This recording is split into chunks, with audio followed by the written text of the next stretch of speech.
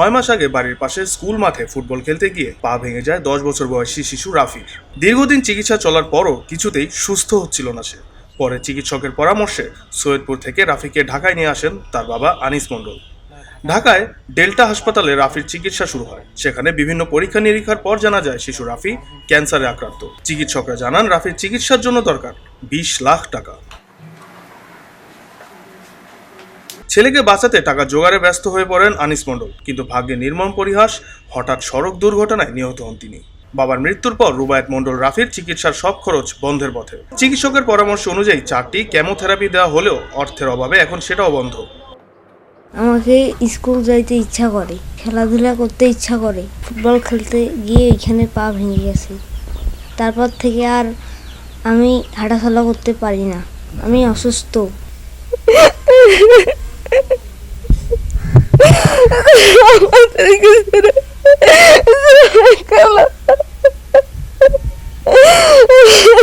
আমার ছেলেটা বাবাকে কিছুই বোঝে না।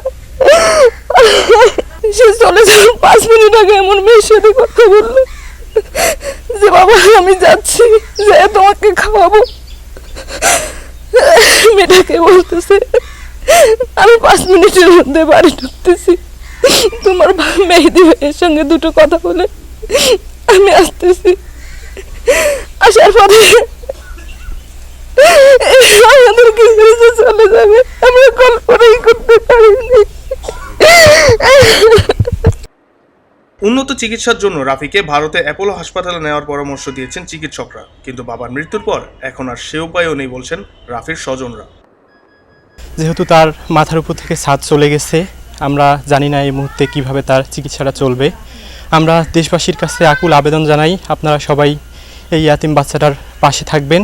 4টা কেমো শেষ করার পর আমরা বাড়ি গেছি। তারপরে হঠাৎ আমার বাবা বাইক অ্যাক্সিডেন্টে মারা যায়। আমাদের এখন আমাদের চিকিৎসা চালানোর জন্য এখন বর্তমান কিছুই নাই। উনি একমাত্র আমাদের উপার্জনকারী ছিলেন। আমাদের অনেক অর্থের দরকার, সেটা দেওয়ার মতন বর্তমান আমাদের কেউ নেই। তাই আপনাদের কাছে আকুল আবেদন জানাচ্ছি যে আমার ভাইকে সাহায্য সহযোগিতা করার জন্য। পারিবারিকভাবে এখন আর কোনোভাবেই টাকা সংগ্রহের সাধ্য নেই। রাফিকে বাঁচাতে সমাজের বিত্তবানদের এগিয়ে আসতে অনুরোধ জানিয়েছেন রাফির শুভাকাঙ্ক্ষীরা। সে এখন আর পড়ালেখা করতে পারে না, স্কুলেও যাইতে পারে না, আমাদের সঙ্গে খেলাধুলাও করতে পারে না। আমরা চাই সে তাড়াতাড়ি সুস্থ হোক।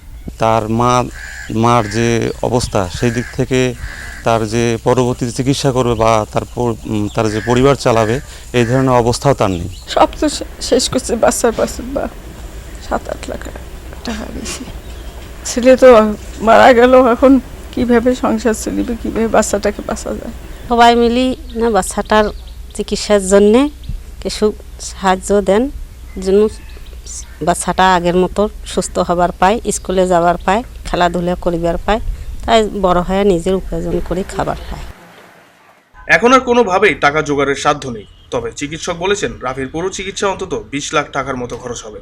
এখন সমাজের বিত্তবানদের সহযোগিতা না পেলে অকালেই ঝরে যাবে রাফির জীবন। এলো খবরের কাগজ, নিখাত, নির্ভীক, নিরপেক্ষ।